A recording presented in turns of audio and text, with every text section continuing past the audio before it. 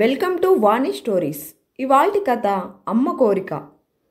కథలోకి వెళ్ళే ముందు నా ఛానల్ని సబ్స్క్రైబ్ చేసుకుని నన్ను సపోర్ట్ చేయండి. అమ్మా, నన్ను క్షమించు. నీ విషయంలో చెయ్యరాని తప్పులు ఎన్నో చేశాను. నా పాపాలకి ప్రాయశ్చిత్తం లేదు అని తల్లి శవం ముందు బోరున ఏడుస్తున్నాడు హేమంత్. అతనిని ఓదార్చడం అక్కడ ఎవరి సాధ్యం కాలేదు.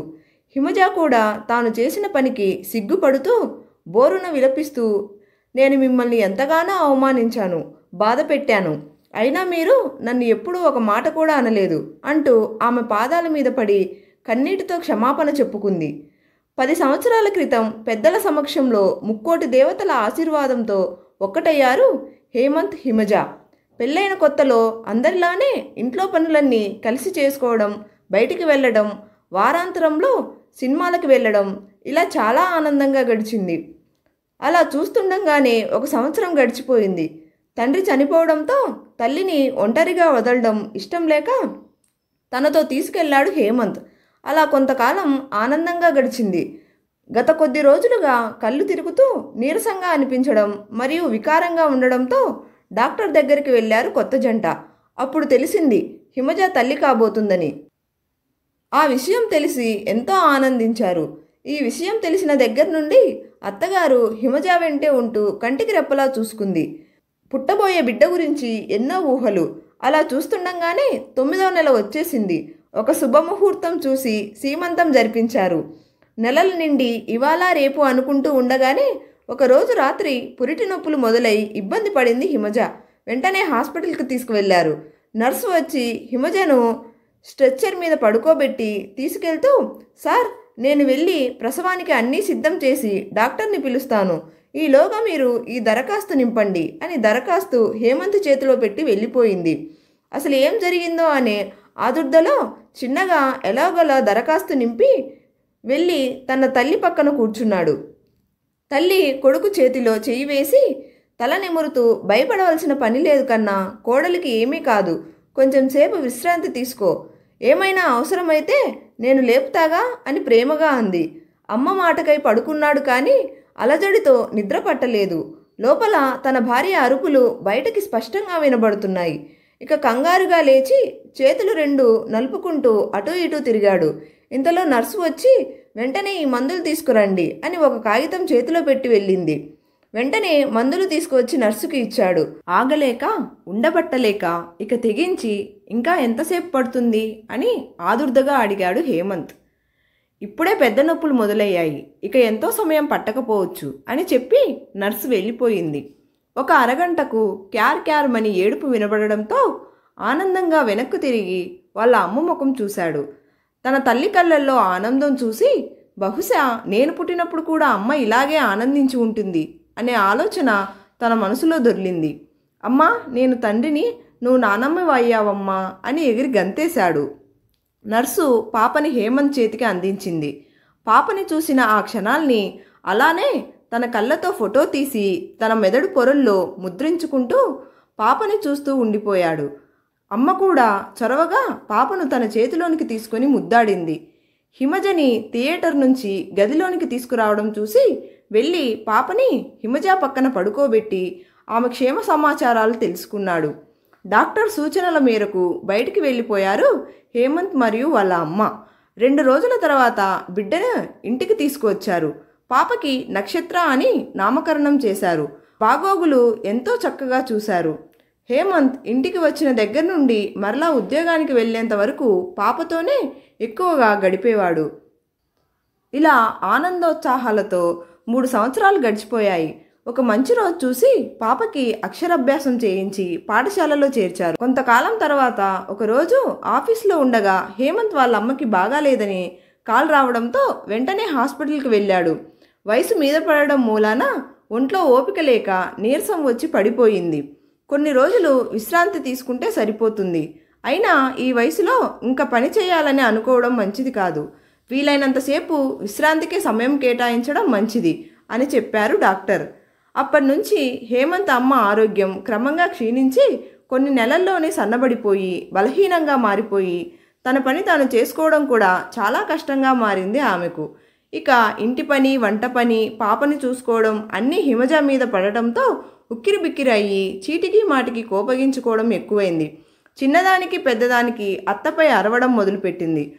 ఒకరోజు హేమంత్ వాళ్ళ అమ్మ మంచినీళ్ళ కోసమని వంటింట్లోకి వెళితే పొరపాటున చేయి తగిలి వేడి కాఫీ గ్లాసు కోడలి కాళ్ళ మీద పడింది.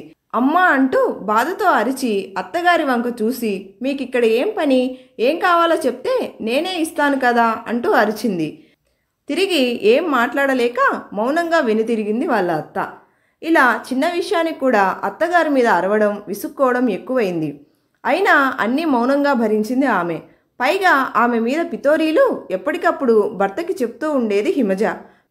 కానీ వృత్తిపరమైన ఒత్తిడి మూలాన సరిగ్గా పట్టించుకునేవాడు కాదు. ఒకరోజు హేమంత్, హిమజ, పాప గుడికి వెళ్ళి వచ్చేసరికి వంటింట్లో సామానన్నీ కింద పడిపోయి ఉన్నాయి. అది చూసి అత్తగారిపై చిర్రెత్తుకొచ్చి హేమంత్ వైపు చూసి, చూసారా హేమంత్, మీ అమ్మ ఎంత పని చేసిందో, ఇక నా వల్ల కాదు. ఈ ఇంట్లో ఉంటే నేనైనా ఉండాలి, లేక ఆమైనా ఉండాలి. ఎవరు కావాలో నువ్వే తేల్చుకో అంటూ కోపంగా వెళ్ళిపోయింది. హేమంత్ అమ్మ దగ్గరికి వెళ్ళి, ఏంటమ్మా తనకి కోపం తెప్పించకుండా ఉండొచ్చు కదా అని చిరాకుగా వెళ్ళిపోయాడు. కానీ కారణం అడగలేదు. వాస్తవానికి వంటింటికి కిటికీ వేయకపోవడం వల్ల పిల్లి వచ్చి అన్నీ చెల్లాచెదురు చేసింది. ఇలా ఎన్నో సందర్భాల్లో తల్లిని మందలించాడు. తెలియక చేసిన తప్పులకి కొన్నిసార్లు, పొరపాటున జరిగిన వాటికి కొన్నిసార్లు రాను రాను హిమజ గోల పెరిగిపోయింది. అత్తని వృద్ధాశ్రమంలో చేర్పించాలి అని పట్టుపట్టడంతో భార్య మాట కాదనలేక తల్లిని అయిష్టంగానే వృద్ధాశ్రమంలో చేర్పించాడు. నెలలో ఒకసారి వీలు తీసుకొని వెళ్ళి తల్లిని చూసి వస్తుండేవాడు హేమంత్. ఒకరోజు హిమజ వంటింట్లో కాఫీ కలుపుతుండగా ఆడుకుంటూ అక్కడికి వచ్చిన నక్షత్ర వాళ్ళ అమ్మను తగలడంతో ఆ కాఫీ హిమజ చేతి మీద పడింది. నొప్పితో అమ్మ అంటూ అరిచింది. కానీ తన బాధని పక్కన పెట్టి, నీ మీదేం పడలేదు కదా బంగారం అని కూతుర్ని అడిగింది. లేదమ్మా అంది పాప. ఏమీ కాకపోవడంతో అమ్మయ్య అనుకుంది. ఇప్పుడు గుర్తొచ్చింది, అత్తగారి విషయంలో కూడా ఇలాగే పొరపాటు జరిగి ఉంటుందని. కానీ మన్నించమని అడగడానికి అత్తగారు పక్కన లేరాయే. ఒకరోజు హేమంత్, హిమజ, నక్షత్ర ముగ్గురు కారులో వెళ్తుండగా వెనుక కూర్చున్న నక్షత్ర శ్రావ్యంగా పాట పాడుతూ ఉంది. కూతురి ప్రతిభకు హిమజ, హేమంత్ తెగ మురిసిపోయారు. పాటతో పాటు రకరకాల భంగిమలు కూడా చేయడంతో అది చూస్తున్న హిమజ, చూడు మన పాప ఎంత బాగా డ్యాన్స్ చేస్తుందో అని హేమంత్కు చెప్పింది. అవునా అంటూ వెనక్కి తిరిగాడు. అంతలో ఎదురుగా వస్తున్న లారీ ఢీకొట్టడంతో కారు ప్రమాదానికి గురయింది. హుటాహుటిన ఆసుపత్రికి తీసుకెళ్లారు. నర్సు వచ్చి హేమంత్, నక్షత్రాలకు ప్రథమ చికిత్స చేసింది. అమ్మా అమ్మ అంటూ ఏడుస్తున్న పాప కన్నీరు తుడుస్తూ, అమ్మకి ఏమీ కాదమ్మా, నువ్వేమీ భయపడకు అని ఓదార్చాడు హేమంత్. హేమంత్ మరియు పాప స్వల్ప గాయాలతో బయటపడ్డారు. కానీ హిమజ మాత్రం గాజు ముక్కలు కళ్ళల్లో గుచ్చుకోవడం మూలాన కంటి చూపు పోయే ప్రమాదం ఉందని చెప్పారు డాక్టరు. రిటీనా దెబ్బతిందని, ఎవరైనా కళ్ళు దానం చేస్తే వెంటనే చికిత్స చేసి చూపు వచ్చేలాగా చేయొచ్చని అన్నారు. ఆ మాట విన్న హేమంత్ కుప్పకూలిపోయాడు. చూడండి మిస్టర్ హేమంత్, నేత్రదాత కోసం అన్ని హాస్పిటల్కి సమాచారం అందజేశాం. మీరు కూడా తెలిసిన చోట్ల ప్రయత్నించండి, సమయం లేదు మనకి అని చెప్పి హడావిడిగా వెళ్ళిపోయారు డాక్టర్. ఇంతలో ఫోన్ మోగిన శబ్దం వినపడి తీసి హలో అన్నాడు. అటువైపు వాళ్ళ అమ్మ. కొడుకు మాటల్లో ఏదో తేడా గమనించి, ఏరా ఎలా ఉన్నావు, ఏంటి మాట అదోలా ఉంది అనగానే వెంటనే అమ్మ అని ఏడుస్తూ అంతా వివరించాడు. కొడుకు ఏడుపు విన్న తల్లి మనసు కన్నీరు కార్చింది. నువ్వేమీ బాధపడకు, అమ్మాయికి ఏమీ కాదు, అన్నిటికీ దేవుడున్నాడు, ఎవరో ఒకరిని ఆయనే పంపిస్తాడు, నువ్వేమీ అధైర్యపడకు అని ధైర్యం చెప్పి పెట్టేసింది. ఒక పక్క దాత కోసం ఎవరి పాటికి వాళ్ళు ఫోన్లు చేస్తూనే ఉన్నారు. కానీ హేమంత్కి క్షణం క్షణంకి భయం పెరిగింది. బెంగతో కళ్ళ నుండి నీళ్లు ఉబికొస్తున్నాయి. దాత దొరికే మార్గం కనబడట్లేదు అని ఎంతో కుమిలిపోయాడు. ఇంతలో నర్సు హేమంత్ దగ్గరికి పరిగెత్తుకుంటూ వచ్చి, దాత దొరికారు, డాక్టర్ కళ్ళు సేకరిస్తున్నారు అని చెప్పడం విని ఎంతో ఆనందపడ్డాడు. తన మనసులోని ఆ దాతకి కృతజ్ఞతలు చెప్పుకున్నాడు. కొన్ని గంటల తర్వాత చికిత్స చేసి బయటకు వచ్చిన డాక్టర్, ఇప్పుడే చికిత్స పూర్తయింది, నీ భార్యకి ఎటువంటి ఇబ్బంది లేదు, మీరు వెళ్ళి చూడొచ్చు అన్నారు. ఆనంద బాష్పాలు తుడుచుకుంటూ డాక్టర్ చేతులు పట్టుకొని, మీ రుణం ఈ జన్మలో తీర్చుకోలేను, థ్యాంక్ యూ వెరీ మచ్ అన్నాడు. ఇందులో నేను చేసింది ఏముందయ్యా, ఏదో ఎమర్జెన్సీ కేసు వచ్చింది, చూస్తే ఆవిడ అప్పటికే చనిపోయారు, ఏదో వృద్ధాశ్రమం నుండట, ఇక వారి అనుమతితో ఆవిడ కళ్ళు మీ భార్యకు పెట్టాము అంతే, మీరు చూడాలి అనుకుంటే ఆ దాత శరీరం ఇక్కడే ఉంది, వెళ్ళి చూడొచ్చు అని చెప్పి వెళ్ళిపోయాడు. వృద్ధాశ్రమం నుండి అనగానే మనసులో ఏదో కీడు శంకించినా అలా అయి ఉండదులే అని తనని తాను సముదాయించుకొని సహాయం చేసిన వ్యక్తిని తప్పక చూడాలి అనుకొని వెళ్ళాడు. మార్చరీలో దుప్పటి కప్పి ఉంది ఆ దాత శరీరం. మెల్లిగా వెళ్ళి దుప్పటి తీశాడు. తీస్తుండగానే నెరిసి నెరియని జుట్టు, వయసులో బాగా పెద్దావిడ అనుకున్నాడు. మరి కాస్త తెరిచేసరికి నుదుటి మీద ఎప్పుడో తగిలి మిగిలిపోయిన మచ్చ ఆనవాళ్ళు. అది చూడగానే ఈసారి ఎందుకో షాక్లా అనిపించింది. ఏదో ఘోరం చూడబోతున్నాను అని ఆందోళనగా వణుకుతుంది శరీరం. ఇక తప్పదన్నట్లు భయంగానే పూర్తిగా దుప్పటి తీశాడు. తన శంక నిజమైంది. మరుక్షణం అమ్మా అనే పెనుకేక. ఆ కేకకు అక్కడికి వచ్చిన ఆశ్రమానికి చెందిన వ్యక్తి హేమంతుని చూసి, బాబు, మీ అమ్మ నాతో ఒక మాట చెప్పారు. ఒకవేళ నేను చనిపోతే అవసరంలో ఉన్న నా కోడలికి నా కళ్ళు పెట్టండి అని. అలాగే అని ఆమెకు మాటిచ్చాను అంది. తనకి ఇక ఎంతో సమయం లేదని అర్థమయ్యి చివరిసారి కొడుకుని చూడాలని రమ్మని చెప్పడానికి ఫోన్ చేసింది ఆ తల్లి. కానీ కొడుకు బాధ విన్నాక ఆ విషయం చెప్పలేకపోయింది.